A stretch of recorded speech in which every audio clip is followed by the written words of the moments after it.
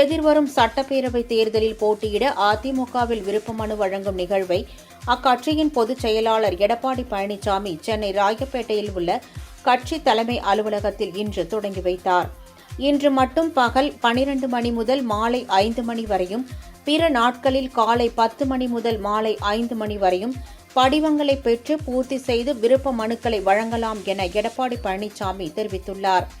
தமிழக சட்டப்பேரவை தொகுதிகளுக்கான விருப்பமானவை பெற 15,000 ரூபாய், புதுச்சேரிக்கு 5,000 ரூபாய் என கட்டணம் நிர்ணயம் செய்யப்பட்டுள்ளது. தேர்தல் தேதி அறிவிப்பு வெளியான பிறகு அல்லது அறிவிப்பு வெளியாவதற்கு ஒரு காலத்திற்கு முன்பு விருப்ப மனுக்களை முக்கிய அரசியல் கட்சிகள் பெறுவது வழக்கம். ஆனால் இந்த முறை அதிமுக, காங்கிரஸ், பாமக, அமமுக போன்ற கட்சிகள் முன்கூட்டியே விருப்ப மனுக்களை பெறும் அறிவிப்பை வெளியிட்டுள்ளன என்பது குறிப்பிடத்தக்கது.